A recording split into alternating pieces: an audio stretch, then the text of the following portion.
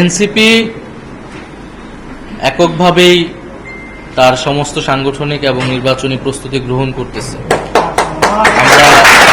আমরা কারো মুখোমুখি নেই, কারো উপর নির্ভরশীল হয়ে আমরা রাজনীতি করব না, কিন্তু নির্বাচনে কৌশলগত কারণে বা দেশের বৃহত্তর স্বার্থে যদি কোনো ধরনের সমঝোতা প্রয়োজন হয় আমরা সেটার জন্য ওপেন আছি, আমরা এতটুকু বলছি। কিন্তু আমরা কিন্তু কার সাথে জোট হবে কি হবে না সেটার উপর বসে নেই, সেটার উপর নির্ভর করে নেই। আমরা আমাদের মতোই কার্যক্রম করতেছি এবং আমরা আমাদের মতো প্রস্তুতি গ্রহণ করতেছি।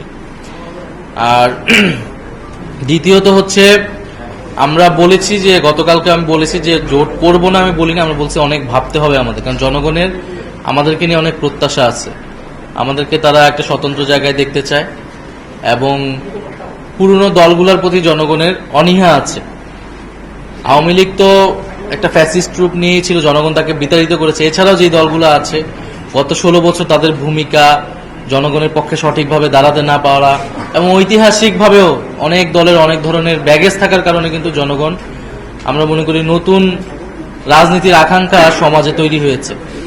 সেই জায়গা থেকে আমরা বলেছি যে আমরা এবং বিভিন্ন দলের কিন্তু বিভিন্ন ধরনের কলঙ্ক রয়েছে, সেটা বিএনপিরও বলেন, অতীতে তাদের শাসনামল নিয়ে দুর্নীতি নিয়ে কিন্তু অনেক সমালোচনা রয়েছে। 5ই আগস্টের পর তাদের নিয়ে অনেক সমালোচনা রয়েছে। একইভাবে জামাতেরও ঐতিহাসিক দায়ভার রয়েছে এবং 5ই আগস্টের পরও জামাতকে নিয়ে অনেক ধরনের সমালোচনা রয়েছে। ফলে সেই জায়গা থেকে এই ধরনের দলগুলোর সাথে কোনো ধরনের জোটে গেলে তো আমাদেরকে অবশ্যই ভাবতে হবে। গণ অভ্যুত্থানের পরে আমরা ঐক্যমত্য কমিশন আমরা গঠন করলাম, ঐক্যমতে আলোচনা হলো, এরপরে আপনি গণভোট করতেছেন এবং গণভোটে কিন্তু এই প্রস্তাবগুলো সবগুলো অনুমোদন হয়ে যাচ্ছে। পরবর্তী সংবিধান এবং সংস্কার পরিষদ যেটাই বলেন সেটা শুধু এটাকে আনুষ্ঠানিকভাবে সেটাকে সংবিধানে সন্নিবেষ্টিত করবে। ফলে পরবর্তী সংসদের কিন্তু কোনো আর এখতিয়ার থাকবে না যে সেখানে কোনো ধরনের রদবদল করার। ফলে অবশ্যই সংবিধান, পরবর্তী সংসদ এবং সংস্কার পরিষদ এটা কিন্তু বাধ্য থাকবে এই বিষয়গুলোকে সংবিধানে সন্নিবেষ্টিত করার জন্য। ফলে ঐক্যমত্য কমিশনের এই প্রস্তাব আমাদের কাছে যথার্থই মনে হচ্ছে এবং এটা পৃথিবীর অনেক দেশেই কিন্তু এই উদাহরণগুলো আছে। এটা একেবারে নতুন কোনো কিছু এরকম না। যারা বিরোধিতা করছে তারা চাইলে এটা দেখতে পারে, এক্সপার্টদের সাথে কথা বলতে পারে। সাউথ আফ্রিকা, কেনিয়া, অনেকগুলো দেশে এমন শর্তও দেওয়া থাকে যে আপনি যদি এত দিনের মধ্যে বা এত মাসের মধ্যে এটা সম্পাদন না করেন তাহলে সংসদ ভেঙে যাবে।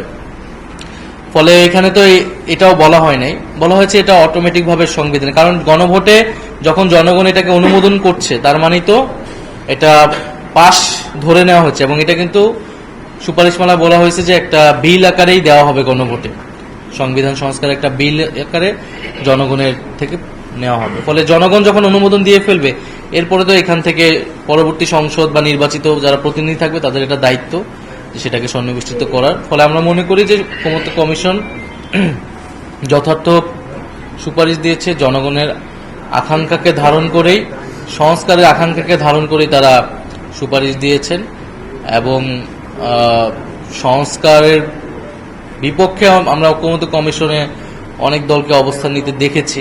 বিএনপি অনেকগুলো বড় সংস্কারের বিপক্ষে অবস্থান নিয়েছিল।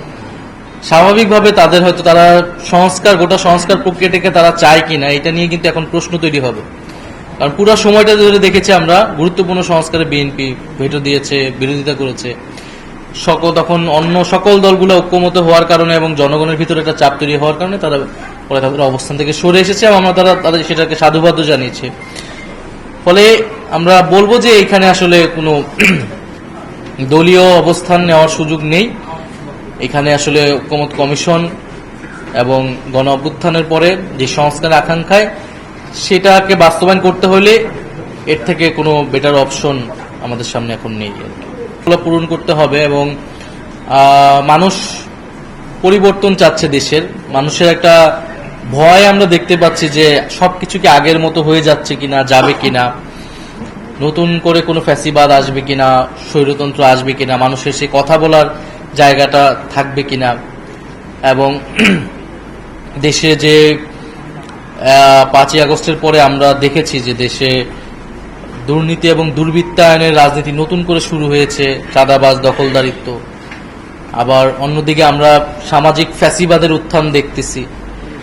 তো এই দেশে কিন্তু নানামুখী সংকট আসলে আছে। আবার পতিত স্বৈরাচারী শক্তি, তারা তো নানা ধরনের ষড়যন্ত্র করছে, তাদের সাথে নানান বৈদেশিক শক্তি জড়িত। ফলে আমরা কিন্তু একটা সংকটের মুখেই আছি। এই সংকটের মধ্যে আমাদের যেমন জাতীয় ঐক্য প্রয়োজন, আবার এই জাতীয় ঐক্যের ভিতরে আমাদের নিজেদের দলগুলোর ভিতরে যে সমস্যাগুলো রয়েছে, সেই সমস্যাগুলোও সমাধান করে আমাদেরকে এক জায়গায় থাকতে হবে। এখন কেউ যদি মনে করে যে সে এককভাবেই সব নেতৃত্ব দিবে অথবা সরকার গঠন করে ফেলবে, এটা আসলে সম্ভব হবে না। দেশের যদি এই ন্যূনতম ঐক্য না থাকে দেশের সবগুলো পক্ষের মধ্যে, ফলে এককভাবে সরকার গঠন করা এবং সেই সংসদ টিকিয়ে রাখা, সরকার টিকিয়ে রাখা কারো পক্ষে সম্ভব হবে না। এবং যদি জনগণের যেই ন্যূনতম আকাঙ্ক্ষা তৈরি হয়েছিল, সংস্কার, বিচার, এই দাবিগুলোকে উপেক্ষা করে যদি নির্বাচনের দিকে যাওয়া হয়, সেটিও আসলে টেকসই হবে না। ফলে আমরা মনে করি যে একটা টেকসই পরিবর্তনের জন্য, স্থিতিশীল পরিবর্তনের জন্য আমাদের অনেক সংস্কার আমরা চেয়েছিলাম, সেটা হয়নি। কিন্তু আমরা অল্প কিছু জায়গায়, সংবিধানের কিছু জায়গায় আমরা এসে ঐক্যমত হয়েছি। কিছু গণতান্ত্রিক, যেটা একটা স্পেস আমাদেরকে তৈরি করে দেবে, ন্যূনতম এই সংস্কার নিয়ে আমরা সামনের দিকে এগোতে চাই। তো সেই জায়গা যদি বাধা তৈরি হয়, সেই জায়গাও যদি সরকারের জায়গা থেকে কোনো গড়িমসি তৈরি হয়, তাহলে এই সরকারকে কিন্তু জনগণের মুখোমুখি হতে হবে।